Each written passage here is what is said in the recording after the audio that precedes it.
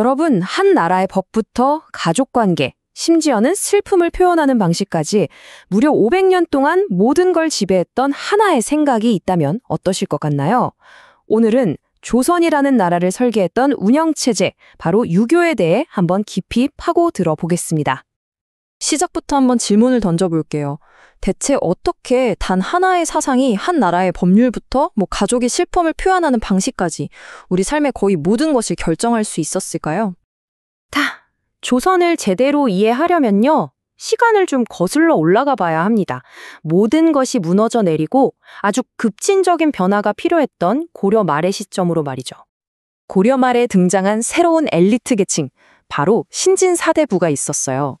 이 사람들 눈에는 당시의 불교가 너무 부패해 보였던 거죠. 사찰들이 엄청난 부와 토지를 쌓고 심지어 정치 권력까지 쥐고 있었으니까요. 사회 문제가 이만저만이 아니었습니다. 그래서 이들은 생각했죠. 새로운 대안이 필요하다. 그래서 이들이 선택한 게 바로 신유학, 우리가 성리학이라고 부르는 사상입니다. 이게 단순히 종교나 철학이 아니었어요. 말 그대로 국가, 사회, 그리고 개개인의 도덕까지 전부 다 아우르는 하나의 거대한 운영 시스템이었던 거죠. 이건 우리 이렇게 해볼까 하는 수준이 아니었습니다. 숭유억불. 유교는 띄우고 불교는 억누른다. 이게 아예 국가 정책이 된 겁니다.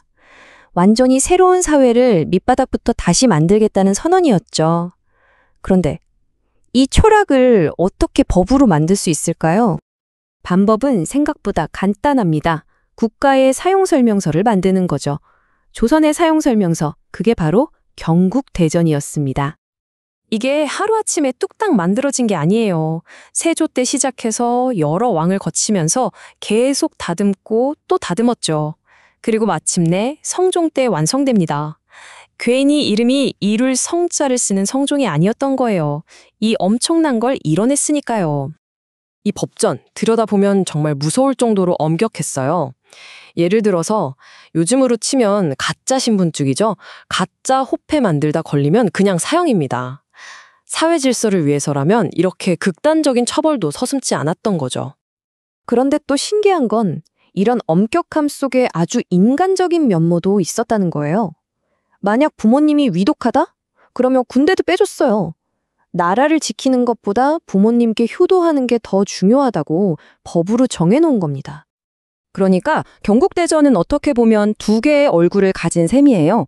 한쪽으로는 엄격하게 통제하면서 다른 한쪽으로는 따뜻한 복지를 제공한 거죠. 토지 매매부터 혼인 문제, 심지어는 여자 노비의 출산 휴가까지 정말 사소한 것 하나하나 국가가 다 챙기려고 했던 겁니다. 법이라는 도구로 이상적인 유교 사회를 만들어 보려 했던 그 의지가 느껴지시죠? 자, 이제 무대를 좀 옮겨볼게요. 국가라는 큰 틀에서 이제 우리 집, 가정 안으로 이 유교 이념이 어떻게 스며들었는지 한번 보겠습니다. 유교 철학이 사람들 삶에 깊숙이 뿌리내리게 된 데에는 아주 중요한 4가지 의식이 있었습니다. 바로 관혼상제라고 부르는 것들이죠. 첫째가 관례, 성인식이고요. 둘째는 혼례, 결혼식이죠. 셋째는 상례, 장례식인데 특히 부모님이 돌아가시면 3년상을 치르는 게 중요했고요. 마지막으로 제례, 돌아가신 조상을 기리는 제사입니다. 이 4가지 단계가 태어나서 죽고 그 이후에 기억되기까지 한 사람의 인생 전체를 안내하는 이정표 역할을 했던 겁니다. 하지만 아무리 법이 있고 잘 짜인 의례가 있어도 가끔은 인간의 본성이 그걸 뛰어넘을 때가 있잖아요. 조선 역사상 가장 위대한 왕으로 꼽히는 분의 시대에 정말 끔찍한 사건이 하나 터집니다. 그리고 이 사건이 도덕교육의 패러다임을 완전히 바꿔놓게 되죠. 때는 바야흐로 세종대왕 10년. 아시다시피 문화와 과학이 그야말로 활짝 꼽히던 조선의 황금기였습니다. 그런데 바로 그때 정말 믿을 수 없는 일이 벌어집니다. 진주라는 곳에서 아들이 아버지를 살해하는 사건이 일어난 거예요. 이건 유교 사회에서는 상상조차 할 수 없는 그야말로 천륜을 어긴 범죄였죠. 나라 전체가 발칵 뒤집혔습니다. 세종대왕께서 정말 큰 충격을 받으셨어요. 단순히 범인을 벌 주는 걸로는 안 된다. 뭔가 근본적인 해결책이 필요하다고 생각하신 거죠. 법이 있는데도 이런 일이 벌어졌다는 건 법만으로는 사람의 마음을 바꿀 수 없다는 뜻이니까요. 어떻게 사람이 이런 짓을 할 수 있단 말인가? 하고 탄식하셨다고 해요. 그래서 세종이 내놓은 해결책이 바로 책이었습니다. 삼강행실도. 이름 그대로 세 가지 기본 도리를 그림으로 보여주는 책이었죠. 이게 정말 획기적이었던 게 글을 모르는 백성들도 그림만 보면 아, 저렇게 살아야 하는구나 하고 바로 이해할 수 있도록 만든 대중을 위한 도덕 교과서였던 셈입니다. 근데 이 책에 나오는 이야기들이 솔직히 좀 귀괴할 정도로 극단적이에요.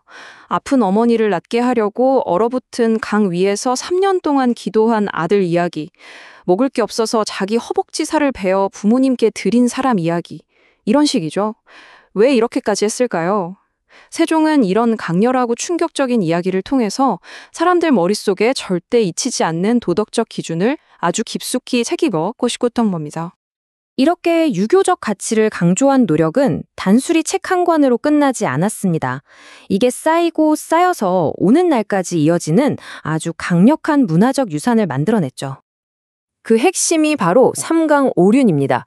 이 책에서 가르친 원칙들이죠. 임금과 신하, 부모와 자식, 남편과 아내, 어른과 아이, 그리고 친구 사이. 이 5가지 관계에서 지켜야 할 도리를 정해놓은 건데 이게 수백 년 동안 한국인의 사회생활과 예절의 기본 틀이 된 겁니다. 그리고 이런 가치를 실천하는 데 가장 앞장섰던 사람이 누구였을까요? 바로 왕 자신이었어요. 왕이 직접 왕실의 사당인 종묘에서 조상들께 제사를 올리면서 백성들에게 최고의 모범을 보여준 거죠. 그리고 놀랍게도 바로 그 종묘 제례와 제례악이 오늘날 유네스코 인류 무형문화유산으로 지정됐습니다. 세계 어디에서도 찾아볼 수 없는 독특한 아름다움이라는 평가를 받으면서요. 수백 년 전의 국가 이념이 현대에 와서 세계적인 문화유산이 된 걸 보면 그 힘이 얼마나 대단했는지 실감 나시죠? 자, 이렇게 국가의 법에서 시작해서 한 가족의 의례로 그리고 마침내 세계가 인정하는 문화유산으로 하나의 생각이 정말 한 나라의 모든 것을 만들어냈습니다. 생각해보면 참 재미있지 않나요? 그렇다면 지금 21세기를 살아가는 우리의 삶을 규정하는 보이지 않는 규칙, 우리만의 경국대전은 과연 뭘까요?